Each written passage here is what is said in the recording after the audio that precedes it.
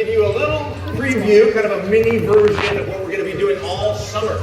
We're going to be back here all summer long from Memorial Day to Labor Day in the big amphitheater over here, the Nautilus Amphitheater.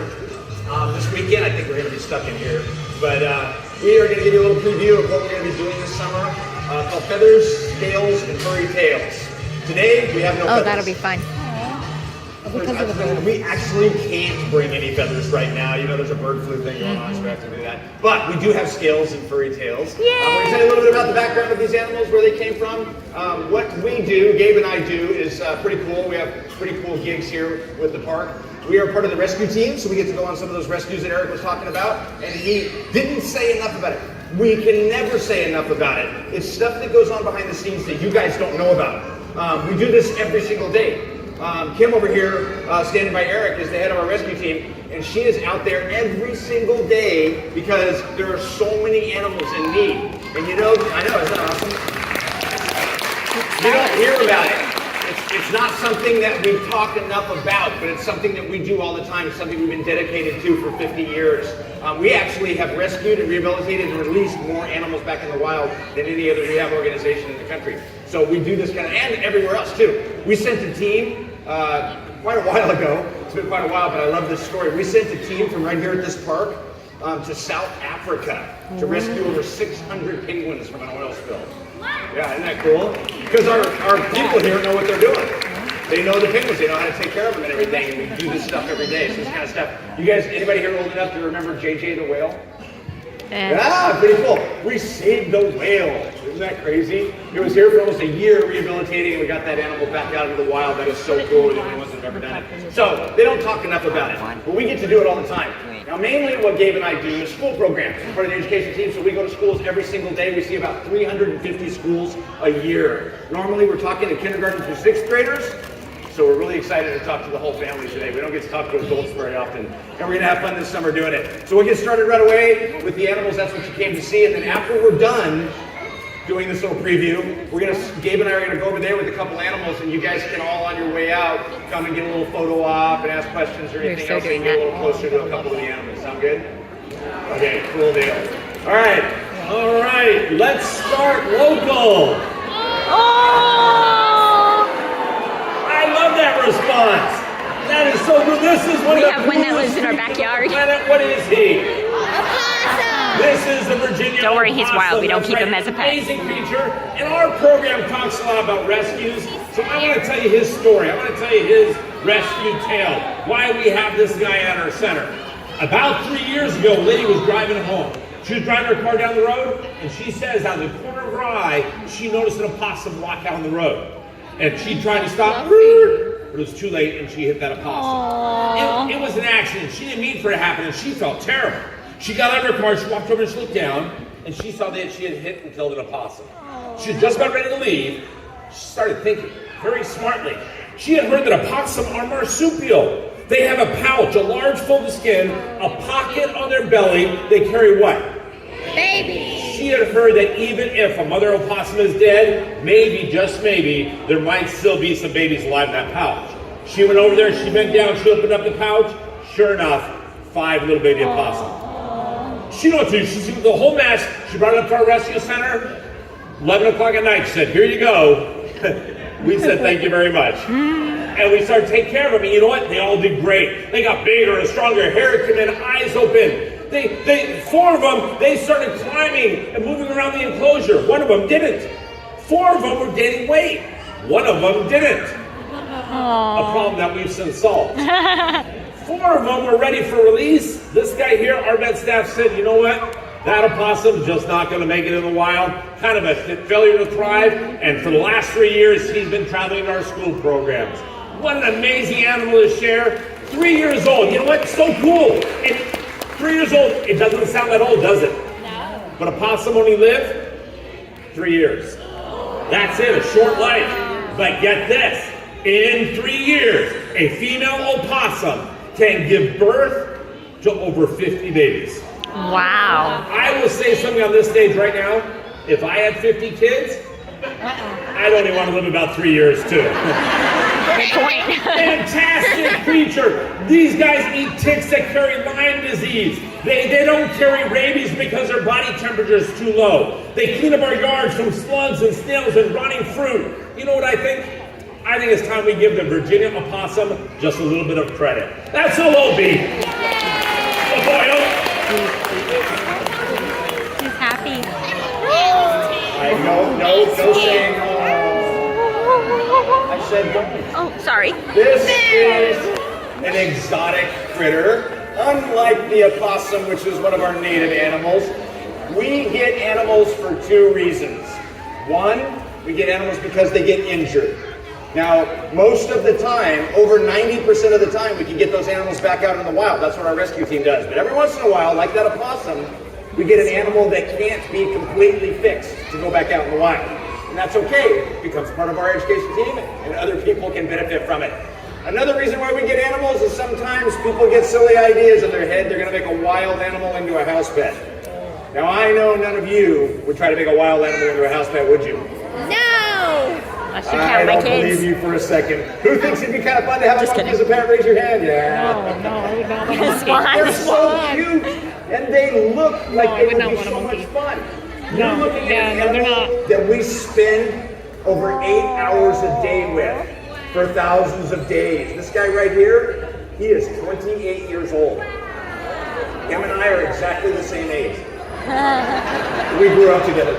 This guy right here, he is a lemur from Madagascar. He does not belong in somebody's house. And I tell you something, people figure that out real quick. Sometimes they even call us up. Sometimes they get caught, the animal gets taken away, and it gets brought to us, and that's fine. I wish people wouldn't get in trouble because they did it just because they love animals, but they just did the wrong thing.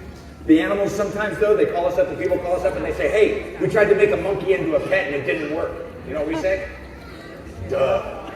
Bring it over. These guys are seed dispersers in the wild. They eat fruit, seeds, and all. They're supposed to, right? So they don't eat around the core of the apple and toss the core away. They eat the whole darn apple. And as they're swinging around, seeds are coming out the other end, right? They, like a bird, poop every 15 minutes. That's not something they tell you when you pay $25,000 in the store right now. Now, here in California, we have very strict laws. You're not supposed to have wild animals as pets, so people get caught. You're going to meet a few of those today. But this is not true in some of the other states. As a matter of fact, we have a state right next door that has no laws. Yeah. Oh. A little extra cash in your pocket, run over to Vegas, and you can walk Vegas. home with a monkey. Oh and my then you got to gosh. sneak it back into California, and you're not going to help yourself, and you're going to do what most people do, and you're going to put it on social media, and then you're going to get in trouble. The animal gets taken away and brought to us. Lemurs are one of the most incredible creatures on the planet. This is an endangered species. This guy right here, the black and white rough lemur, is one of the most endangered animals in the world. He comes from that island that you guys know well. And I gotta tell you, it's so cool now to walk into a school. And I got this guy on my shoulder. 15 years ago, I'd walk into a school and go, what's this? And they go, skunk? Monkey? And then I would tell them it's a lemur. And then I would tell them it's from this amazing island off the coast of Africa. Sorry about this, I gotta wait just a minute here. That goes so far up I can feel it on the back of my eyeball. It's an official lemur greeting. I gotta kind of put up with it. I don't reciprocate in front of you. These guys are from the island of Madagascar, and I used to have to tell everybody that. And I would tell them where Madagascar is, the third largest island on Earth. It's right off the coast of Africa. But now, that was 15 years ago. Now I walk into a school and I go, what's this? And the kids all go, lemur. And I go, where's it from? And they go, Madagascar. And then we all sing the national anthem. I like to move it. I like it. That cartoon did so much good. It brought awareness about an animal that nobody knew anything about. And now, you know what? He's a success story. Since 1987, we've been doing such a good job. All the zoos and aquariums working together. We're part of these things called species survival plans, right? So we all work together, hoping someday, maybe, if we have enough of a species that's endangered, we can put them back in the wild. Man, that is a tall order. you got to have habitat left. You got to have protection for them. You got to have research done. You got to have a genetically diverse population in our. I mean, it's like a perfect storm that has to come together. We did it. Since 1987, we've been putting baby black and white rough lemurs back onto the island of Madagascar. Isn't that cool? I know. That's awesome. We've actually done a pretty good job. You're going to meet a couple success stories today. We love talking about them, but we've got more to show you. So I'm going to take Bakari here back with me. Put your arms out like this. You guys like reptiles? Oh my God. A lady, a school teacher, bought this creature when she was this big. No. She read a book on how to take care of her, and you know what? She did a pretty good job. She fed her all the right foods, kept her nice and warm, and check out what happened. This is Miss Piggy.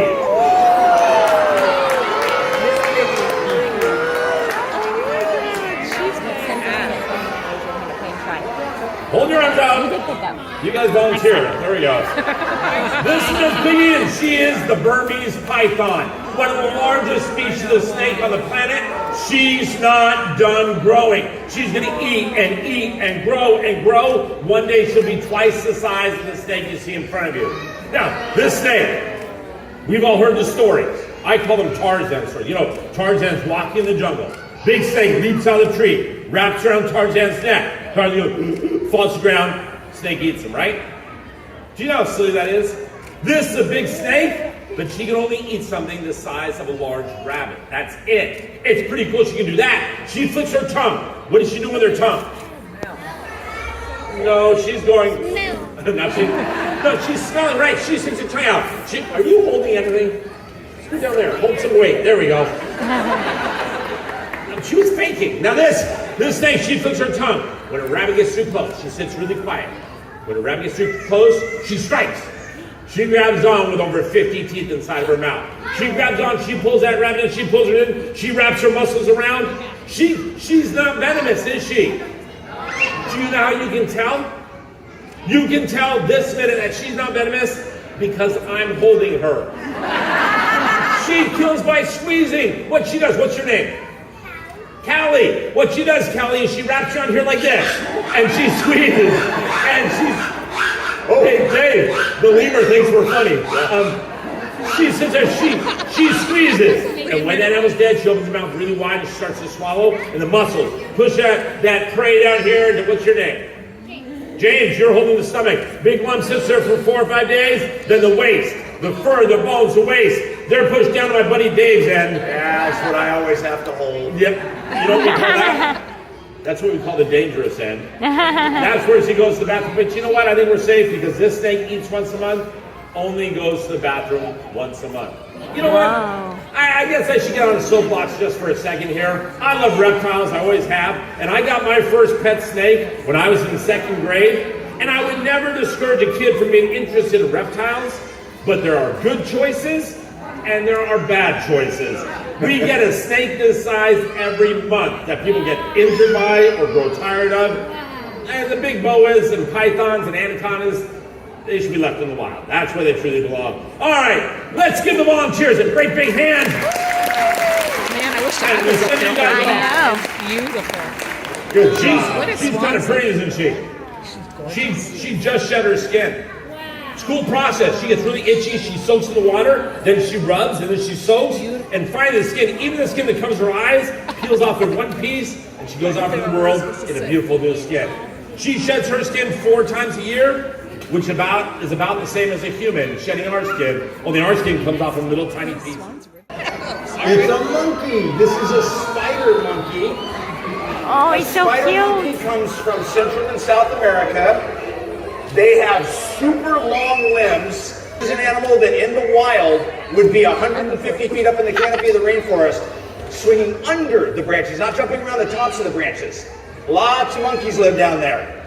Maya here, she came to us because somebody had her as an illegal pet and when they didn't want her anymore, guess what they did? They threw her away. She was found in a garbage dumpster in Los Angeles, California. It's okay, she's okay now. That was over 30 years ago. They made noise in the garbage can, somebody found her, they brought her to the hospital, she was really sick, the people probably thought she was gonna die, and so they just threw her away, they didn't want to do it themselves. They were trying to sell her at swap meets. Nobody was buying her because she was sick. Finally, the Fish and Wildlife Department heard about a monkey found in a garbage dumpster. She spent 6 months at our hospital. Our veterinarians saved her life, got her back to health, and now she's been a part of our school programs ever since. I want to show you in the wild what she would be doing. This is what spider monkeys do. They just swing. Now, a lot of monkeys will jump around the tops of the branches, like this one that does lots of jumping. Now, we didn't get Maya until she was almost gone. It's a capuchin. But we got this little guy up here at only a year old. This is a capuchin monkey. Everybody say capuchin. Capuchin. You know what that is? Those are actually Catholic priests. In France are the capuchins. They wear a black cap and a brown cloak. And when the first explorers got to the New World, they saw these monkeys with a black cap and they said, oh, they're like the capuchins. It's also where we get the name for a cappuccino coffee drink. But that's a different show. Now, this guy is so smart. He has a language. He has a way of saying hawk, a way of saying snake. He has a way of saying I'm your friend. You guys want to learn how to do it? Yeah. Okay, everybody bend forward. Rock your head and rub your belly. You look absolutely ridiculous. That's an appeasement display, letting you know that you're members of the same family unit. Pretty cool. He has hands just like we do, 4 fingers and a thumb. Look at Maya's hand. She has no thumb. No thumb. 4 big old alien fingers. Oh. Do you know why? It's pretty cool. She swings, she brachiates. A thumb would just get in the way. So she has those 4 hook-like fingers for swinging through the branches. This guy prefers to jump from tree branch to tree branch. Capuchin monkeys, this species is from Costa Rica. And I wanna talk about that. This guy is actually doing well. 90% of the world's monkeys are endangered. This species is thriving. The reason being, he's from Costa Rica. Costa Rica as a nation protects their forests. He has habitat and he's thriving in the wild. Shows me all we have to do is give the creatures a little bit of land and then we'll do fine just right alongside of us. Yeah. What are you doing? Huh? How about a break? You didn't tell her you got her with him.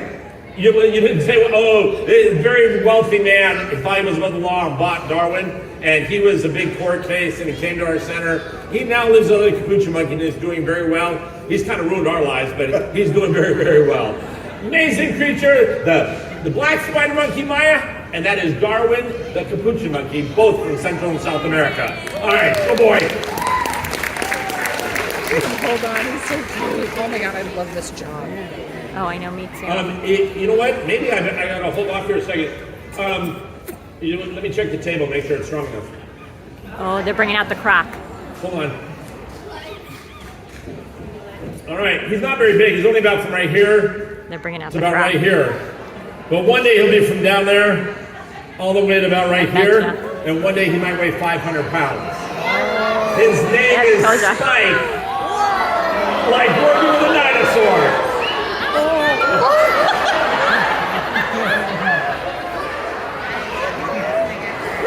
I think he just had a little stroke. Those people are probably like, I'm never coming Because he back. pretended to trip. I know, right? This is Spike. Hi, Spike Spike. has also been with me for over 30 years. He was also found in Los Angeles, California. Yeah, by the sheriff's department during a drug raid. It's not uncommon.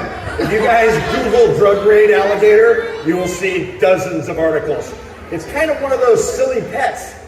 People think it's macho, like a cobra or a tiger, and they want the alligator. Well, they had this alligator in the bathtub with all of the drugs and the money being guarded by the gator.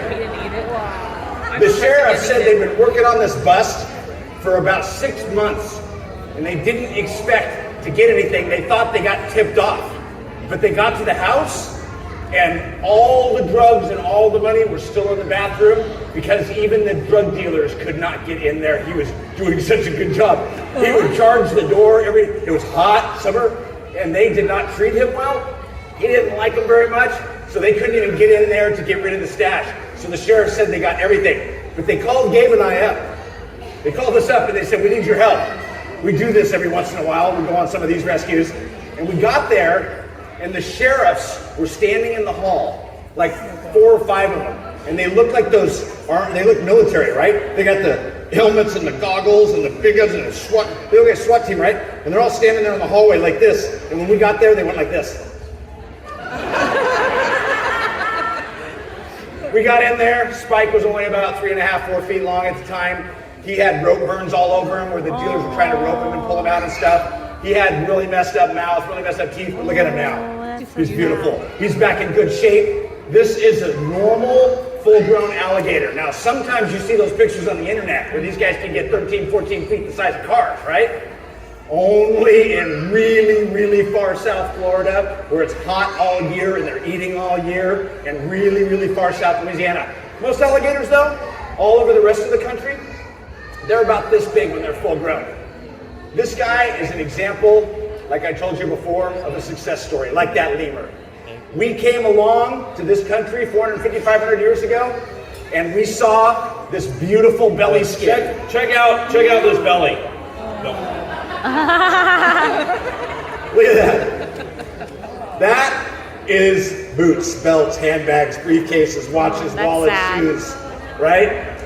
A very, very tough leather, a very beautiful leather. Problem was, we didn't go out and hunt them sustainably, and we almost wiped them out. In my lifetime, and I'm not that old, I'm not as old as him, in my lifetime, these guys were almost extinct. But in my lifetime, we brought them back from the brink of extinction. Now there's over 5 million alligators back in the wild. Yeah. We have over 24, over 24 alligators at our facility. All of them came from right here in California. That's sad. Hey, Dave. Kind of cool, though. Do you know what alligators drink? Water. Gatorade. It's a success story that we should all be proud of. As Americans, you guys should all be proud. We saved the peregrine falcon. We saved our national symbol, the bald eagle. We're saving the condor right here in California. 337 condors back in the wild. And also in my lifetime, there was only 22 left. So we actually can do a good job when we put our minds to it. There's so many alligators now that sometimes we find them here in California. Only when silly people let them loose or have them illegally. There's no alligators out there in the rivers or lakes for very long. You can go water skiing, it's okay. But you should feel very proud. We actually can do it. We can grow rainforests back in about 10 years now. We can do things we never thought we could do when we really try. And this guy right here, he's an example of it. All right, you gonna take him over? I'll take it. All right. Just want to remind you, this was a little tiny piece of what we're going to be doing this summer. So make sure and come back and see us this summer for feathers, fur, and feathers, scales, and furry tails over here in the Nautilus Amphitheater. Wait, they have to say goodbye to him. Oh, you guys know how to properly say goodbye to an alligator? See you later, alligator. You said it all your life, now you can say it.